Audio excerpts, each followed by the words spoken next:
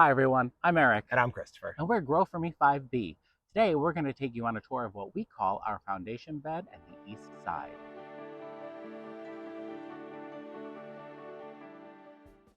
Well, welcome to our garden. This is the front of our home, and we wanted to really make an impact when people pull up into the driveway.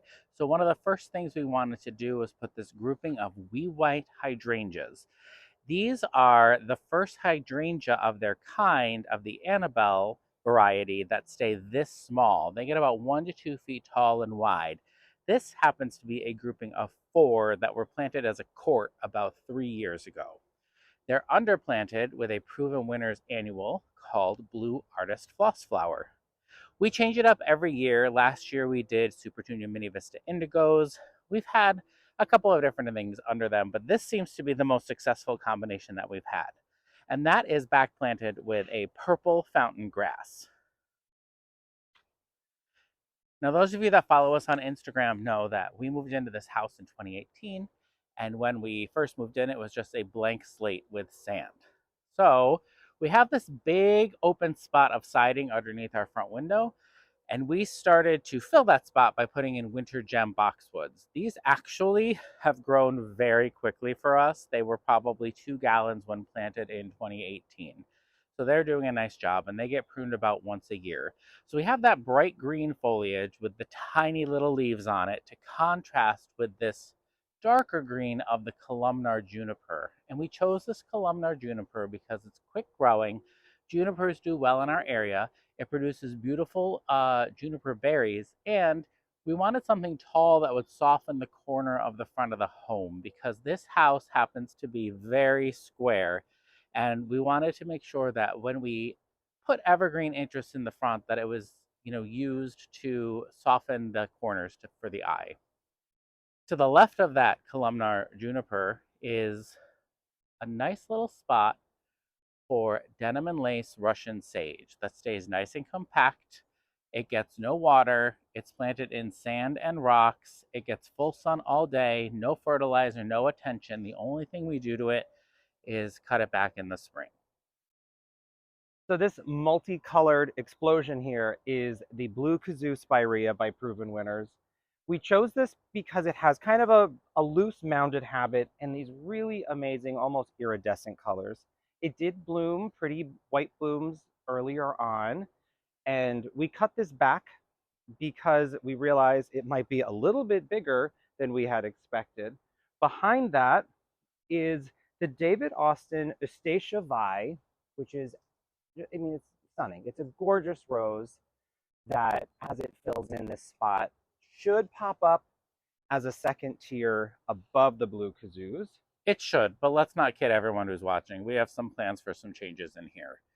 And let's just say the changes are going to be incredible. Uh-oh. The brightest part of the foundation bed right now is this quadruple. There's 4 of them. There's 4 of the Firelight Tidbit. The color is so creamy. It's going to change to a really, really vibrant pink over time. But they have such a beautiful habit. They're full all the way down to the ground here. And Eric does a great job of trimming them back every spring. And the shape is fantastic. Yeah, this is a panicle, so it blooms on new wood. So no matter what happens over the winter, you know you're going to get some blooms. The second layer behind that are spilled wine Weigela, and as Eric just said, they might not be long for this spot. This is another case of learning as a gardener, and what we've learned is that Firelight Tidbit and spilled wine have almost exactly the same height and width. So as much as this combination is incredible, something incredible behind it might lift the area and give us an extra season of very original joke. So I mean, although things are changing, hopefully you can see where our intention was to have some blue foliage with the blue kazoo, some purplish red foliage with the spilled wine Weigela, some bright limey foliage with the quickfire or with the tidbit hydrangeas, and then some green foliage with the boxwoods and the juniper. But let's keep going. So as we move around the corner, you can see that we pulled another boxwood up front to show that repetition. And as we go around into the eastern side of the house, on the corner of our home, we planted a tricolor beech. Now, this tricolor beech is definitely not having the best summer of its life. Um, First, it had caterpillars this spring, so there's been a lot of foliage damage this year. And second, it looks like it's kind of reverting to a bicolor beech or back to its purple parentage. I'm thinking that perhaps it's in too much sun, and so as a way of protecting itself, it's darkening its leaves. If you have any insight into tricolor beeches, just let us know in the comments what your thoughts are. We love it. I don't think we're going to remove it. It's a beautiful tree with a beautiful structure, and if it ends up with purple leaves, that's fine too, because that'll be beautiful as well. But underplanting the tricolor beech is a drift of Vanessa Bell roses from David Austin Rose. This is by far our best blooming rose in our garden. Again, they're in full sun. It's a very light, very pale yellow rose. And depending on when the buds are set, you'll get a more yellow or a more creamy bloom. But they are fantastic. They smell beautiful.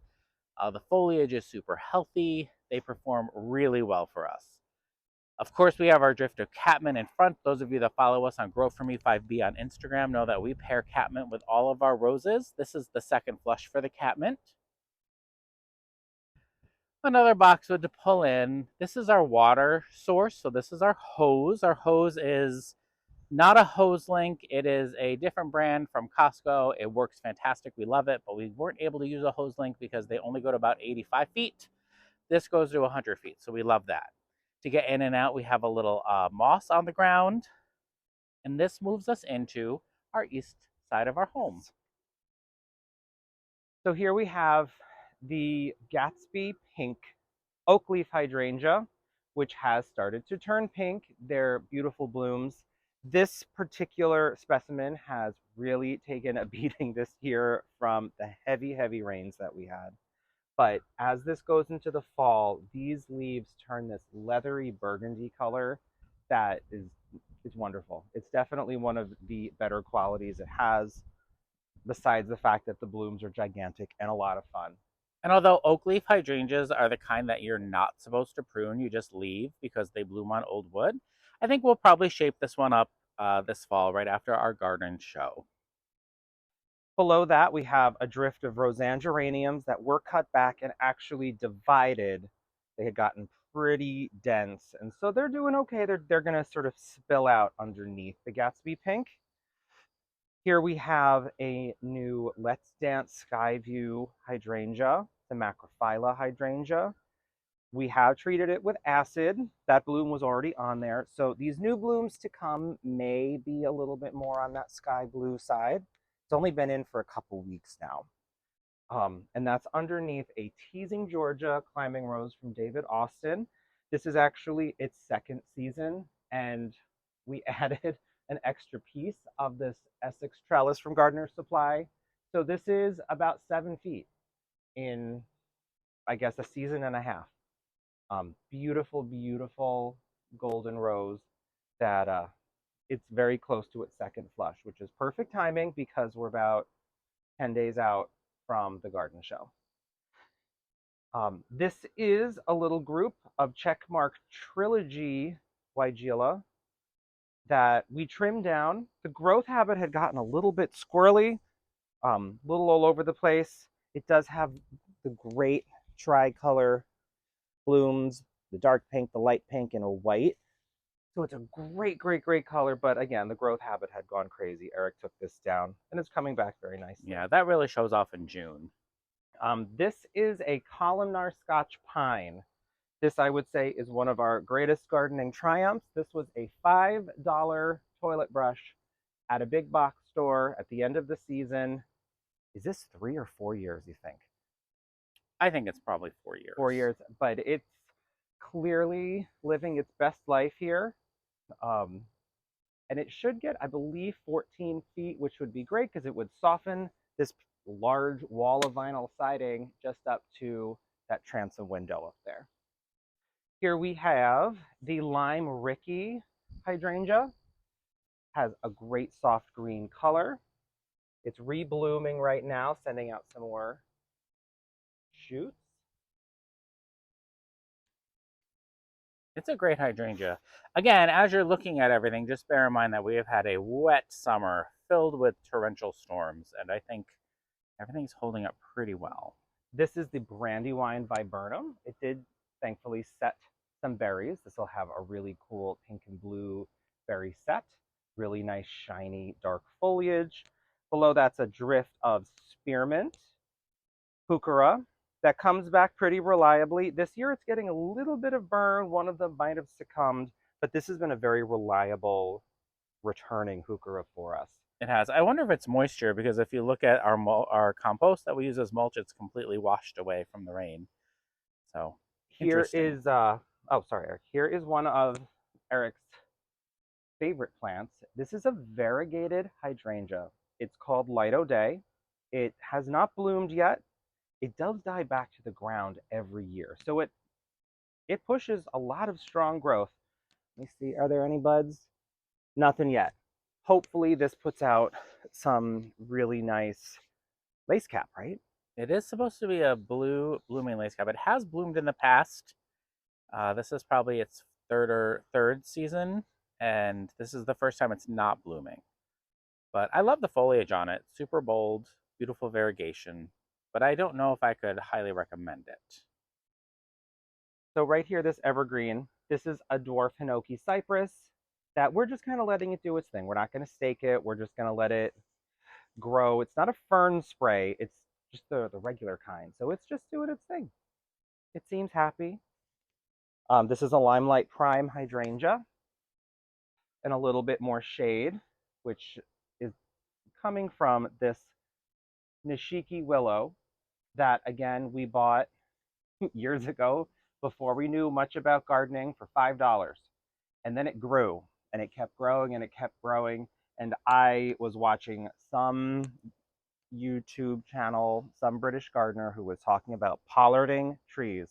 So I got out the shears and I have pollarded this willow. At the end of the season last year, I took off every piece of growth up until the top here to create this kind of tree form. And my plan is to do the same thing.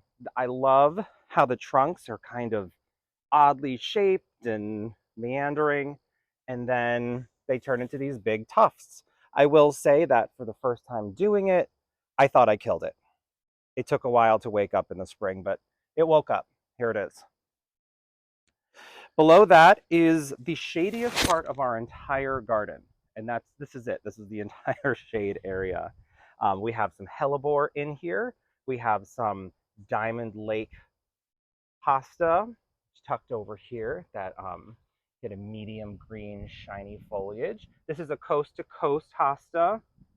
This one, Jack of Hearts Brunnera. This is a peppermint patty Virginia. It's a new for 2024 selection, otherwise known as pig squeak. Sometimes I can get it to happen. Oh, there it is. There it is. That's the squeak.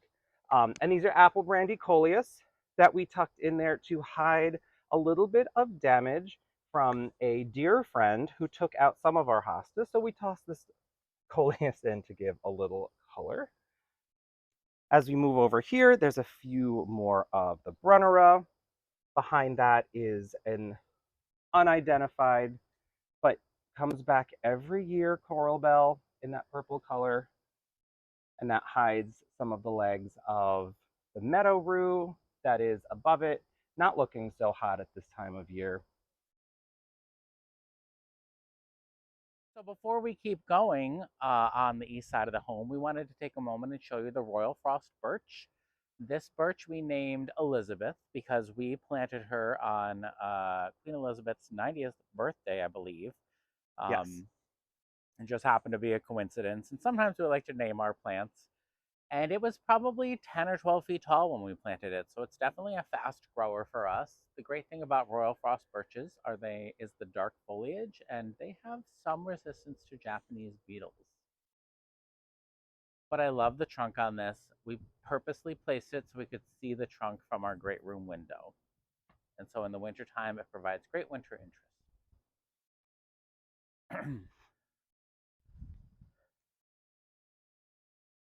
We have this beautiful Winecraft Gold smoke bush, which is supposed to get 4 to 6 feet tall and about 4 feet wide. Ours is pretty happy, I think, because it's not, it didn't stop at 6 feet, it kept going.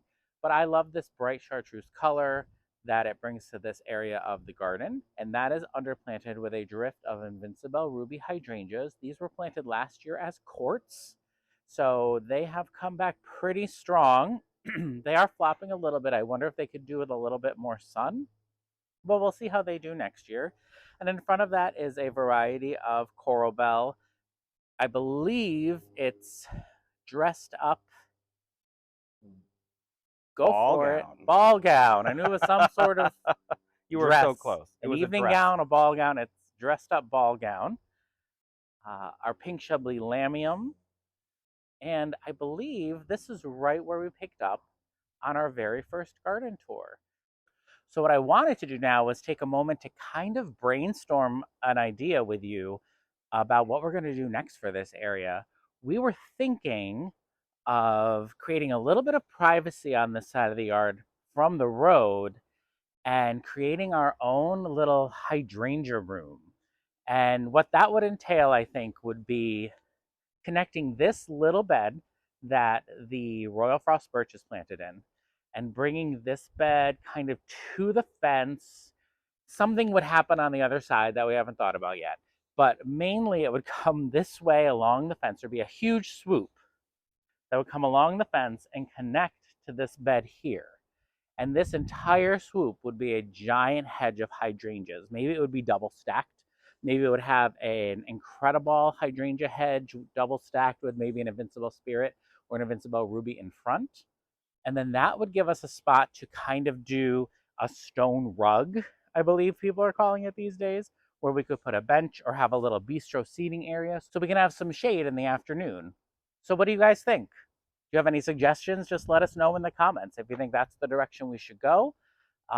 We'd appreciate your feedback. Again, I'm Eric. And I'm Christopher. And we're Grow For Me 5B. Thanks for growing with us.